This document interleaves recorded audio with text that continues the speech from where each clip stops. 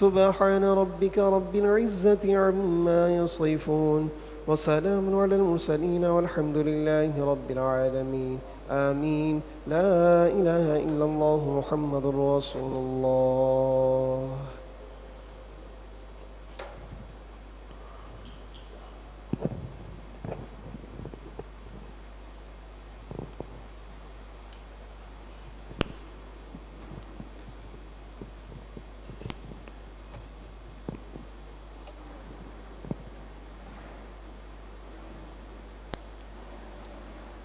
نحمده ونصلي ونسلم على رسوله الكريم.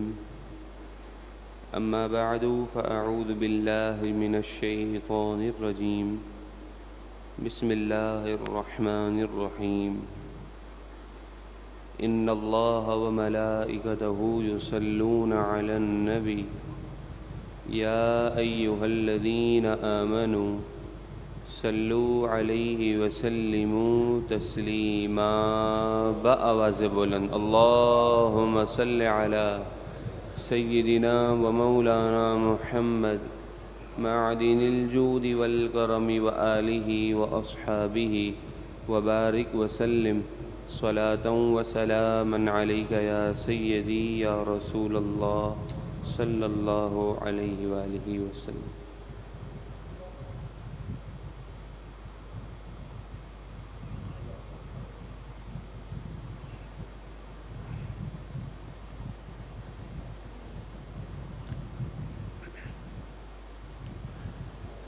آج کے درس قرآن مجید فرقان حمید کا آغاز سورہ نساء کی آیت نمبر 77 سے ہوا چاہتا ہے. اللہ تبارک و تعالی ارشاد فرماتا ہے: أَلَمْ تَرَ إِلَى الَّذِينَ قِيلَ لَهُمْ كُفُّوا أَيْدِيَكُمْ. اے اللہ تعالیٰ کے پیارے محبوب صلی اللہ علیہ وآلہ وسلم، کیا آپ نے نہ دیکھا ان لوگوں کی طرف کہ جن سے کہا گیا کہ اپنے ہاتھوں کو روک لو قتال سے، جہاد سے، جنگ کرنے سے. نبی پاک علیہ الصلاۃ والسلام ابھی مکی زندگی میں ہیں اور ہجرت سے قبل صحابہ کرام علیہم رضوان پر قریش مکہ بے تحاشا ظلم کیا کرتے تھے، بہت تکلیفیں دیتے تھے. تو ایک روز صحابہ کرام علیہم رضوان کی جماعت حضور کی خدمت میں آ کر عرض گزار ہوئی کہ یا رسول اللہ صلی اللہ علیہ وآلہ وسلم، آپ ہمیں اجازت کیوں نہیں دیتے کہ ہم بھی ان سے جنگ کریں، ان سے بدلہ لیں؟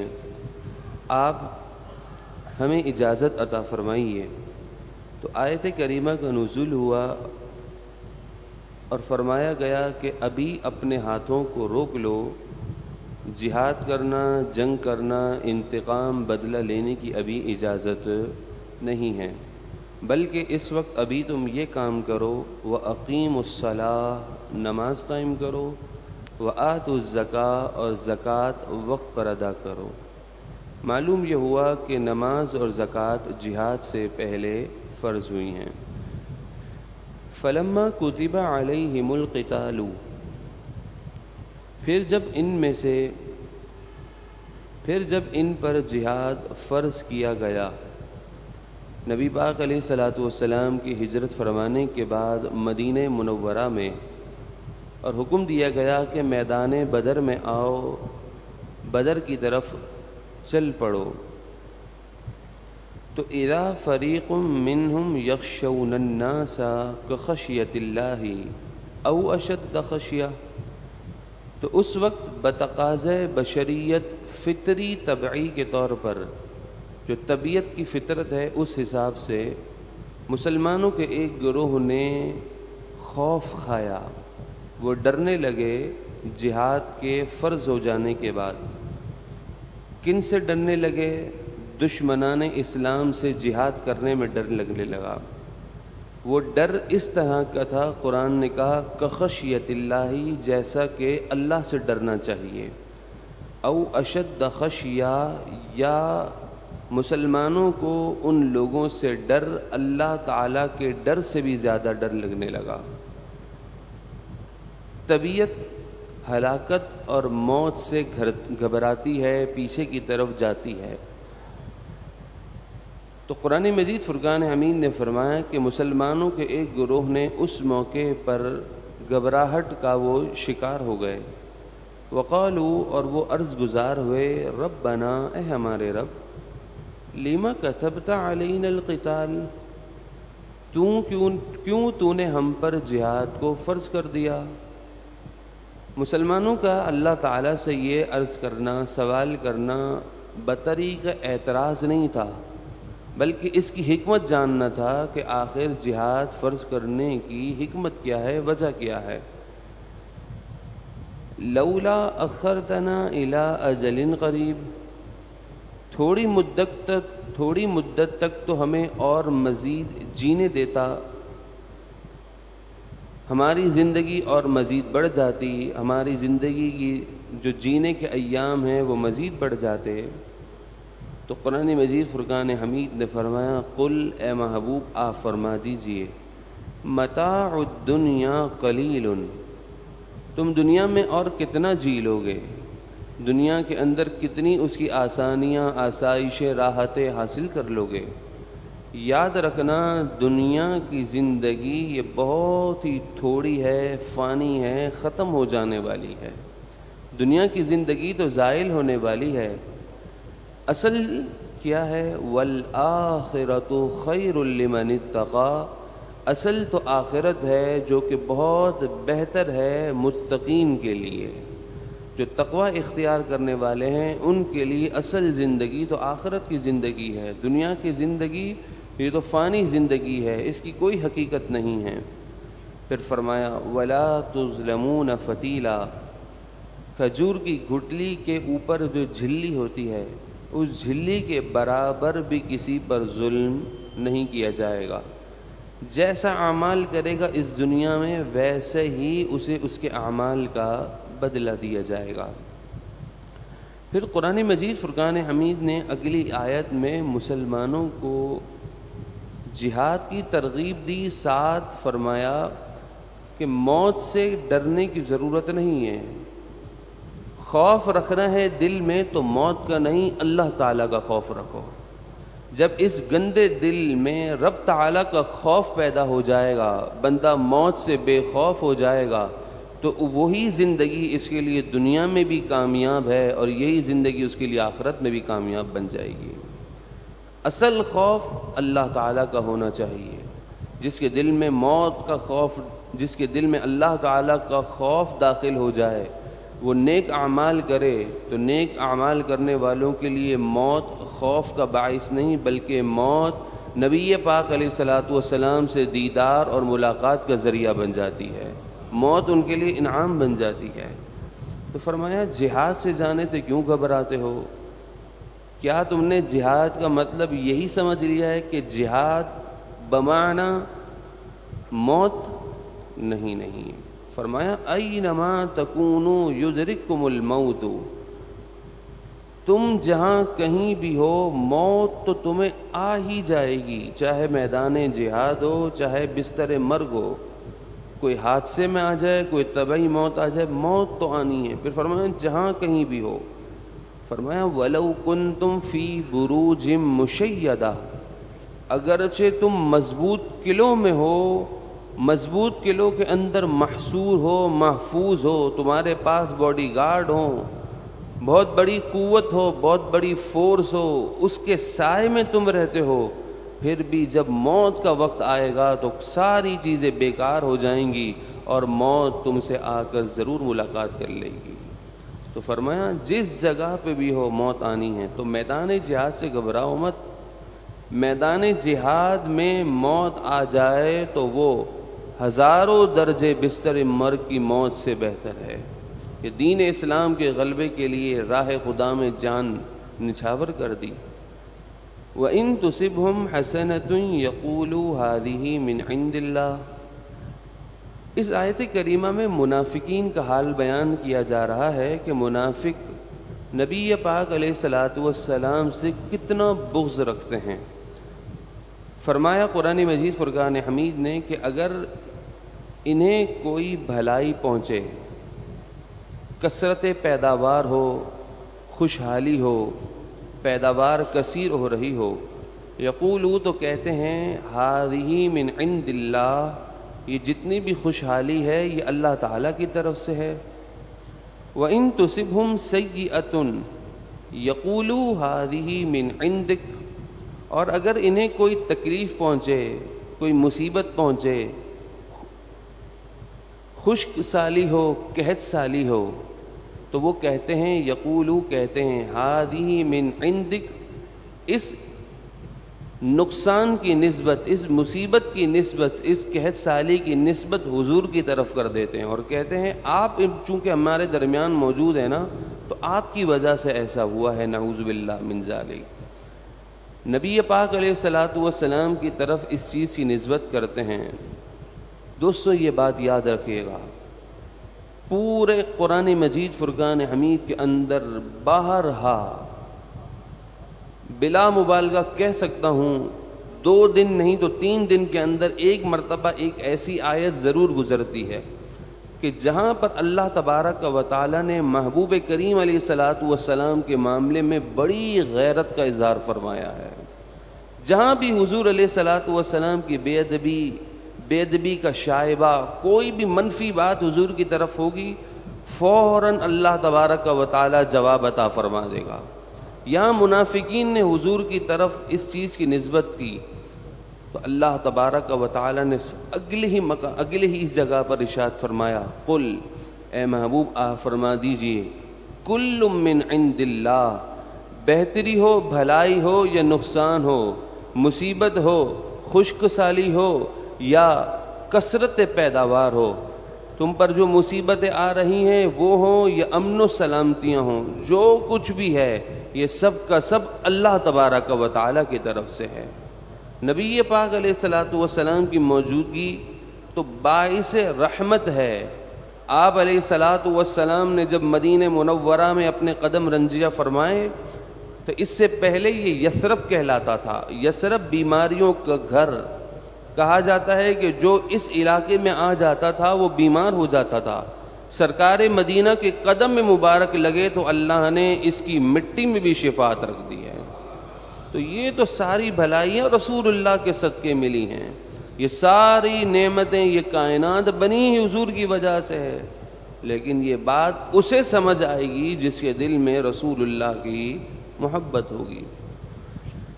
فَمَا لِهَٰؤُلَاءِ الْقَوْمِ لَا يَكَادُونَ يَفْقَهُونَ حَدِيثًا، تو ان لوگوں کو کیا ہو گیا کہ یہ کوئی بات سمجھتے ہی نہیں ہیں۔ قرآن مجید فرقان حمید انہیں جھنجھوڑ کر کہہ رہا ہے، اتنی بات واضح ہے، جنہوں نے رسول اللہ کو نہیں دیکھا، ایک جھلک دیکھ لیا وہ حضور کے ہو گئے۔ تم حضور کے پیچھے نمازیں پڑھتے ہو، پھر حضور کی باتوں کو سنتے بھی ہو، پھر بھی تمہیں کیا ہو گیا ہے کہ تم رسول اللہ کی بات کو، اللہ کی بات کو سمجھتے نہیں ہو۔ معلوم یہ ہوا کہ نبی پاک علیہ الصلاۃ والسلام کی محبت یہی اصل دین ہے۔ جس کے دل میں حضور علیہ الصلاۃ والسلام سے سچی محبت ہے، چاہے کتنا بڑا گناہ گار ہی کیوں نہ ہو، بالآخر رسول اللہ کی نظر اس پر ہو ہی جاتی ہے۔ آپ علیہ الصلاۃ والسلام کرم فرما ہی دیتے ہیں، اور جو رسول اللہ کا بے ادب ہو، چاہے وہ تہجد گزار ہو، حضور کی شان و عظمت کا منکر ہو، چاہے وہ اشراق، چاش، اوابین، تہجد، کوئی نفل نہ چھوڑتا ہو، ہر مہینے 5-10 روزے رکھتا ہو، نفلی کام مستحبات میں آگے ہو، لیکن اگر ذات مصطفیٰ کے بارے میں رائی کے دانے کے برابر بھی کوئی خلاف، کوئی منفی عقیدہ ہے، تو یاد رکھیے گا اللہ تعالیٰ کو ایسے اعمال کی کوئی حاجت نہیں ہے۔ فرمایا ما اصابک من حسنۃ فمن اللہ، جو تمہیں بھلائی پہنچی ہے تو یاد رکھو وہ اللہ تبارک و تعالیٰ کی طرف سے ہے۔ وما اصابک من سیئۃ فمن نفسک، یہاں پر ایک اللہ اور اللہ والوں کا ادب بیان کیا جا رہا ہے، اور فرمایا جو تمہیں تمہارے نصیبوں کی وجہ سے تکلیف پہنچتی ہے تو یاد رکھنا فمن نفسک، تو یہ تمہاری اپنی وجہ سے ہے۔ قرآن مجید فرقان حمید کی آیت کریمہ یہاں ایک بہت اہم میسج دے رہی ہے۔ فرمایا جب کوئی اچھا کام ہو، بھلا کام ہو، تو اس کی نسبت اپنی طرف نہیں کرنا کہ میں نے جو کیا ہے میری وجہ سے ہوا ہے، چونکہ میرے میں اتنی صلاحیت ہے اس وجہ سے ہوا ہے، نہیں۔ فرمایا جب کوئی اچھا کام ہو جائے تو اس کی نسبت فوراً اللہ والوں کی طرف کر دینا، اور اگر کہیں گڑبڑ ہو جائے، کام صحیح نہ ہو، تو فوراً اسے اپنے اعمال کی شامت سمجھ لینا کہ میں نے چونکہ گناہ کیا تھا تو گناہ کی سزا یہی بنتی ہے کہ کام پھر ہونا بنتا نہیں ہے۔ پھر بھی کام ہو جائے تو اس پر چوڑا نہیں ہونا، بلکہ اللہ تعالیٰ سے معافی مانگنی ہے کہ مالک تیرا نافرمان ہو کر، تجھے ناراض کر کے پھر بھی تو عطا فرما رہا ہے، تو بس اسی کے صدقے ہمیں اپنا فرما بردار بندہ بنا لے۔ تو فرمایا کوئی غلط، کوئی نقصان، کوئی چیز ایسی ہو جائے جس میں شر ہو تو اس کی نسبت اپنی طرف کرنا، اپنے گناہوں کی طرف کرنا۔ وَأَرْسَلْنَاكَ لِلنَّاسِ رَسُولًا، اور ہم نے اے محبوب آپ کو تمام لوگوں کے لیے رسول بنا کر بھیجا ہے۔ نبی پاک علیہ الصلاۃ والسلام عرب ہوں یا عجم ہوں، آپ تمام کل جہاں کے لیے رسول بنا کر بھیجے گئے ہیں۔ وَكَفَىٰ بِاللَّهِ شَهِيدًا، اور اللہ گواہی دینے کو کافی ہے۔ مَن يُطِعِ الرَّسُولَ فَقَدْ أَطَاعَ اللَّهَ، جس نے رسول اللہ علیہ الصلاۃ والسلام کی اطاعت کی، فقد، پس بے شک، یقیناً، اطاع اللہ، اس نے اللہ تعالیٰ کی اطاعت کی۔ جب منافقین نے حضور علیہ الصلاۃ والسلام کو یہ کہتے ہوئے سنا کہ حضور نے فرمایا جس نے میری اطاعت کی اس نے اللہ کی اطاعت کی، جس نے میری نافرمانی کی اس نے اللہ کی نافرمانی کی، تو منافق آج کے دور کے منافق بھی اسی روش پر چل رہے ہیں کہ جس روش پر منافقین حضور کے زمانے میں موجود تھے۔ منافق کہنے لگے اوہو، یہ تو سرکار صلی اللہ علیہ وسلم نے کون سی بات کر دی، کیا حضور اپنے آپ کو خدا کہلوانا چاہتے ہیں؟ جس طرح کہ یہود و نصارہ نے حضرت عزیر اور حضرت عیسیٰ علیہ السلام کو خدا کا بیٹا کہا، تو کیا یہ بھی اب اپنے آپ کو اللہ اور خدا سے آگے بڑھانا چاہتے ہیں اور کہتے ہیں کہ میری مانو، میری جس نے مانی اس نے اللہ نے مانی؟ دیکھیں فوراً اللہ تعالیٰ نے حضور کے معاملے میں غیرت کا اظہار فرمایا۔ بات رسول اللہ علیہ الصلاۃ والسلام کی شان و عظمت کے خلاف جہاں ہوئی ہے، فوراً اسی مقام پر اللہ تبارک و تعالیٰ نے جواب عطا فرمایا ہے۔ منافقین نے یہ باتیں کرنا شروع کی، اللہ تبارک و تعالی نے تا صبح قیامت اس پاک کتاب کے اندر آیت کے نزول فرما دیا اور مسلمانوں کو پیغام دیا، اب سن لو، تمہارا ایمان کامل ہی اس وقت ہوگا جب تمہارا ایمان اس آیت پر ہوگا کہ جس نے رسول اللہ کی پیروی کی اطاعت کی اس نے حقیقت میں اللہ تعالیٰ کی اطاعت کی۔ قرآن مجید فرقان حمید میں اللہ تعالیٰ نے قیامت تک کے لیے اس بات کو مہر کی طرح ثابت کر دیا، حقیقت یہی ہے کہ جو میرے رسول میرے محبوب کا ہو گیا، جس کو میرا پتہ چاہیے وہ میرے محبوب کے در پر آ جائے، جو اس در پر آ جاتا ہے اسے اللہ بھی مل جاتا ہے۔ وَمَن تَوَلَّا، اور جس نے منہ پھیر لیا، فَمَا أَرْسَلْنَاكَ عَلَيْهِمْ حَفِيظًا، تو اے پیارے محبوب صلی اللہ علیہ وآلہ وسلم، ہم نے آپ کو ان پر نگہبان، ان کے بچانے والا بنا کر نہیں بھیجا کہ آپ ان کی نگہبانی کریں، ان کو بچاتے رہیں۔ وَيَقُولُونَ طَاعَةً، یہ منافقین کہتے ہیں کہ ہم نے تو حضور کی ہی بات ماننی ہے، ہم حضور کی ہی پیروی کرتے ہیں، حضور پر ایمان لاتے ہیں۔ کہ قرآن فرماتا ہے فَإِذَا بَرَزُوا مِنْ عِنْدِكَ، اے پیارے جب یہ منافق آپ کی مجلس سے جدا ہوتے ہیں، آپ کی مجلس پہ بیٹھ کر تو آپ کی ہی باتیں کریں گے، آپ کی شان بھی بیان کریں گے، آپ پر اپنا اعتماد بھی دکھائیں گے کہ ہمیں آپ پر بڑا اعتماد ہے، ہم آپ کے فالوورز ہیں، آپ کی اطاعت فرما برداری کرنے والے ہیں۔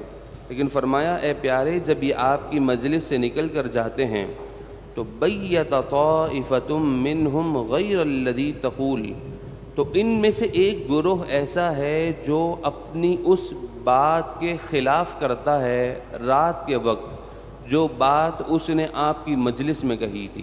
مجلس میں یہ تو یہی کہی تھی کہ ہم آپ کے مطیع فرما بردار ہیں, تو اس کے اگینسٹ بات کرتا ہے رات کے وقت.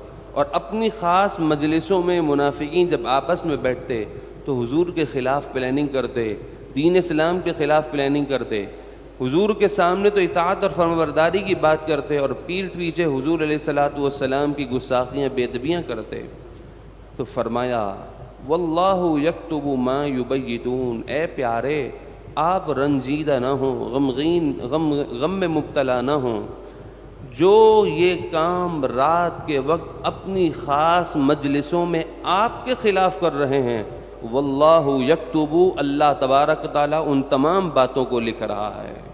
اللہ کے علم سے کوئی چیز پوشیدہ نہیں ہے. فاعرض عنہم, اے پیارے ان سے درگزر کیجیے, آپ کا ان کے ساتھ کیا لینا دینا. وتوکل علی اللہ, اللہ پر بھروسہ کیجیے. وکفیٰ باللہ وکیلا, اور اللہ کام بنانے کو کافی ہے.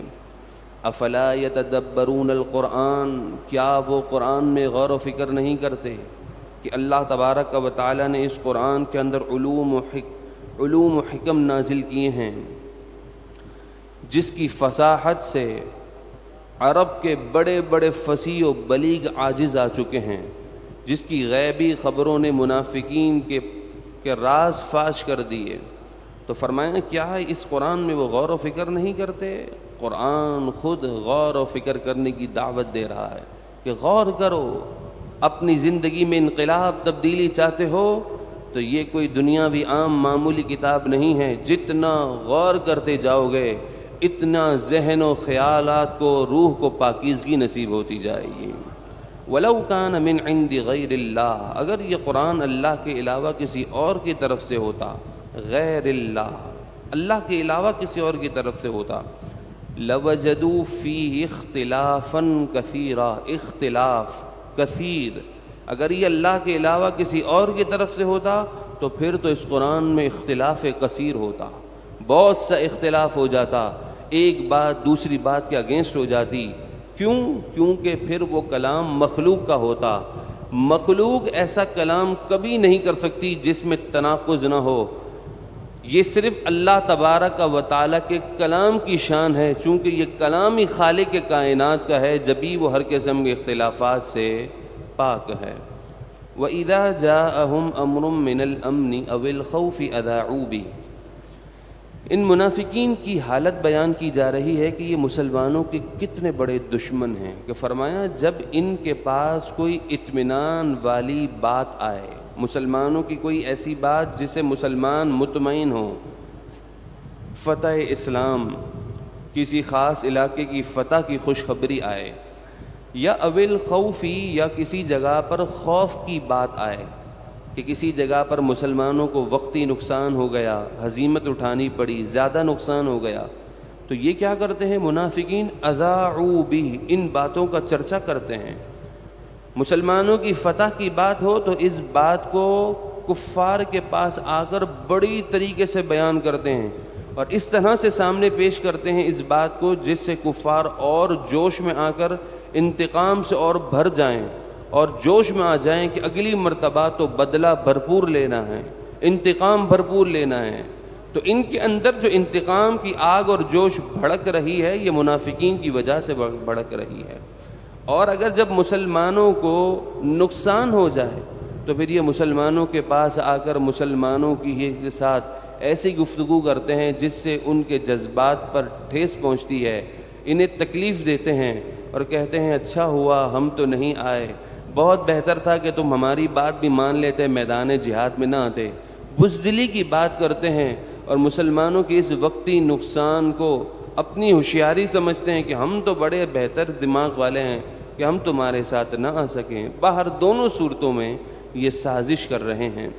وَلَوْ رَدُّوهُ إِلَى الرَّسُولِ وَإِلَىٰ أُولِي الْأَمْرِ مِنْهُمْ, اور اگر وہ اس معاملے کو رسول کی طرف یا اپنے میں سے جو صاحب اختیار ہیں ان کی طرف اس معاملے کو پھیر دیں تو لَعَلِمَهُ الَّذِينَ يَسْتَنبِطُونَهُ مِنْهُمْ, تو ضرور ان سے اس کی حقیقت جان لیتے جو یہ باتوں میں کاوش کرتے ہیں، یعنی اپنے سے بہتر عالم صاحب رائے رسول کی طرف اس معاملے کو پھیر دیں تو رسول صلی اللہ علیہ وآلہ وسلم اور صاحب رائے صاحب بصیرت صحابہ اپنی بصارت سے ایسا معاملہ پیش کرتے کہ جس سے ان کے درمیان جو منافقین مسلمانوں کے ساتھ دشمنی کرتے ہیں وہ معاملہ کھل کر واضح ہو جاتا۔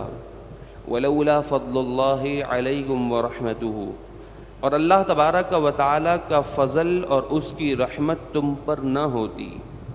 فضل اللہ، اس کی تفسیر میں خود آ کر دیکھیے گا، اللہ کا فضل۔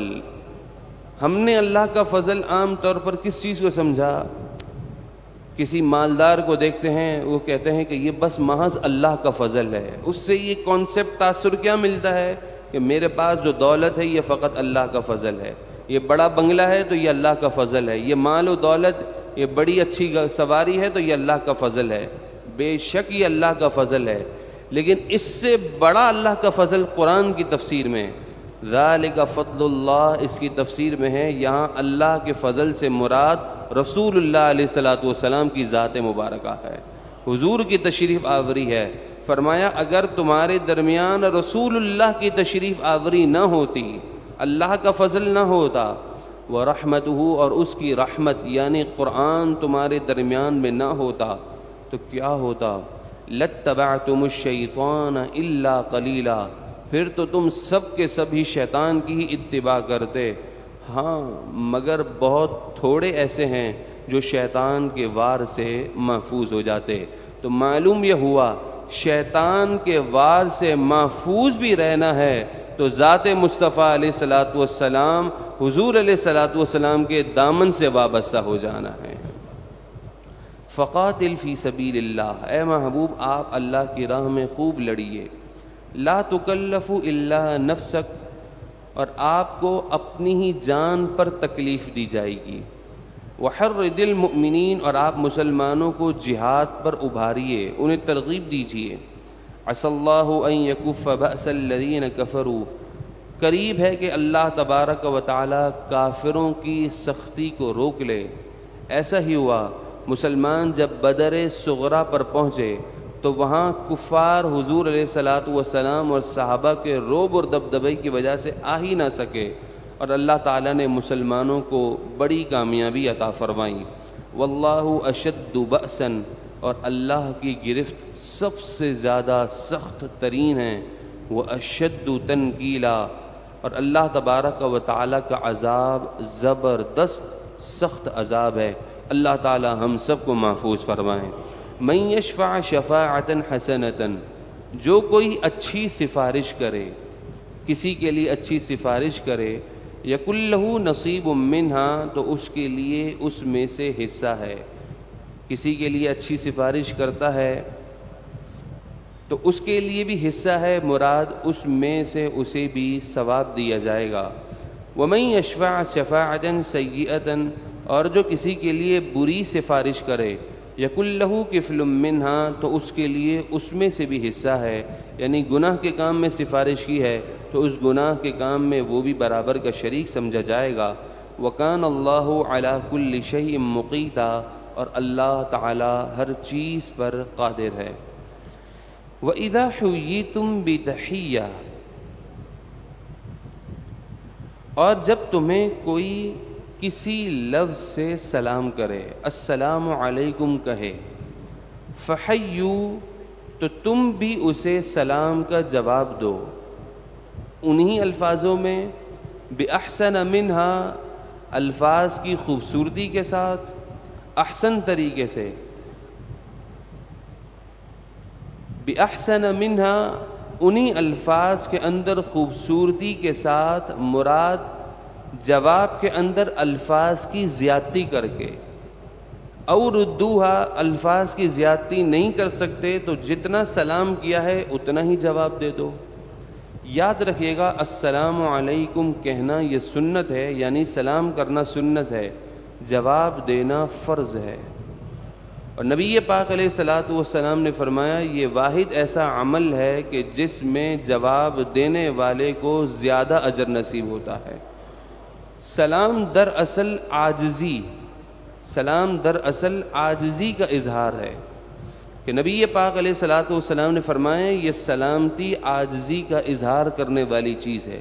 جو بندہ جتنا سلام کرتا ہے اللہ تبارک و تعالی اس کے دل میں اتنی عاجزی پیدا فرما دیتا ہے۔ تو فرمایا جب تمہیں سلام کرے کوئی تو تم اتنا ہی جواب دو، اور افضل یہ ہے کہ اس میں الفاظ کی زیادتی کے ساتھ دو۔ السلام علیکم کہا ہے، وعلیکم السلام ورحمۃ اللہ، اگر اس نے ورحمۃ اللہ کا بھی اضافہ کیا ہے تو جواب دینے والا وبرکاتہ کا اضافہ کر دے، تو فرمایا یہ افضل عمل ہے۔ ان اللہ کان علی کل شیء حسیبا، بے شک اللہ تبارک و تعالی ہر چیز پر حساب لینے والا ہے۔ اللہ لا الہ الا ہو، اللہ تبارک و تعالی ہے، اس کے سوا کوئی عبادت کے لائق نہیں۔ لیجمعنکم الی یوم القیامۃ لا ریب فیہ، اے لوگوں اللہ تبارک و تعالی تمہیں قیامت کے دن جمع فرمائے گا، جس قیامت کے دن کے آنے میں کوئی شک نہیں ہے۔ ومن اصدق من اللہ حدیثا، اور اللہ تبارک و تعالی سے زیادہ کس کی بات سچی ہو سکتی ہے۔ اللہ تبارک و تعالی ہم تمام کو نبی پاک علیہ الصلاۃ والسلام سے سچی الفت اور محبت نصیب فرمائیں۔ الحمدللہ رب العالمین، والصلاة والسلام علی اشرف الانبیاء والمرسلین۔ اے مالک و مولا، اے پروردگار، ہماری حاضری کو اپنی بارگاہ میں قبول اور منظور فرما۔ اے مالک و مولا، اے پروردگار، ہم تمام کے صغیرہ کبیرہ گناہوں کو معاف فرما۔ اے مالک و مولا، اے پروردگار، ہم تمام کی حتمی بخشش اور مغفرت فرما۔ اے مالک، ہمارے مرحومین کی حتمی بخشش اور مغفرت فرما۔ اے مالک و مولا، اے پروردگار، ہمارے صغیرہ کبیرہ گناہوں کو اپنے فضل و کرم سے نیکیوں سے تبدیل فرما۔ اے مالک و مولا، جو پریشان حال ہیں ان کی پریشانیوں کو دور فرما۔ اے مالک و مولا، جو بے روزگار ہیں انہیں حلال پاکیزہ برکتوں والی روزی عطا فرما۔ جو صاحب روزگار ہیں ان کی روزیوں میں برکتیں عطا فرما۔ اے مالک و مولا، اے پروردگار، جو مقروض ہیں انہیں قرض سے جلد سبکدوشی نصیب فرما۔ اے مالک و مولا، جو بے اولاد ہیں بے رشتہ ہیں سب پر اپنا خصوصی فضل و کرم نازل فرما۔ اے مالک و مولا، گھریلو ناچاکیوں نا اتفاقیوں کا خاتمہ فرما، گھروں میں برکتیں عطا فرما، رحمتیں نازل فرما۔ اے مالک و مولا، اے پروردگار، ہمارے فلسطینی مظلوم مسلمانوں کی غیب سے مدد فرما۔ اے مالک و مولا، مجاہدین اسلام کی غیب سے مدد فرما، انہیں فتح اور نصرت نصیب فرما۔ اے مالک و مولا، ان کے حملوں میں خوب برکتیں عطا فرما، ان کے رعب اور دبدبے میں اضافہ فرما، ہمیں ان کا ساتھ دینے کی توفیق عطا فرما، عملی میدان میں جہاد کرنے کی سعادت عطا فرما۔ اے مالک و مولا، اے پروردگار، اسرائیلی مصنوعات کا کھل کر بائیکاٹ رکھنے کی توفیق عطا فرما۔ اے مالک و مولا، اے پروردگار، مسلمانوں کو غیرت ایمانی عطا فرما۔ اے مالک و مولا، شرم و حیا عطا فرما۔ اے مالک و مولا، قول اور فعل کے تضاد سے محفوظ فرما۔ اے مالک و مولا، سرکار مدینہ علیہ الصلاۃ والسلام کے صدقے ہم تمام کو دونوں جہاں کی عزتیں، نعمتیں، برکتیں، عافیتیں، سلامتیاں مقدر فرما۔ اے مالک و مولا، ہر درد، رنج، غم، الم، نقصان سے، اے مالک و مولا، تمام آفات و بلیات سے ہم سب کی حفاظت فرما۔ اے مالک و مولا، یہ دعائیں ہمارے حق میں، جو انٹرنیٹ پر سماعت کرتے ہیں ان کے حق میں، تمام حضور کے غلاموں کے حق میں قبول اور منظور فرما۔ وصلی اللہ تعالی علی خیر خلقہ محمد وعلی آلہ واصحابہ اجمعین برحمتک یا ارحم الراحمین۔ مولاي صل وسلم دائما ابدا على حبيبك خير الخلق كلهم يا ربي بالمصطفى بلغ مقاصدنا واغفر لنا ضيا واسع بمولاي صل وسلم دائما على حبيبك خير الخلق كلهم وصلى الله تعالى على خير خلقه محمد وعلى آله وأصحابه أجمعين برحمتك يا أرحم الراحمين.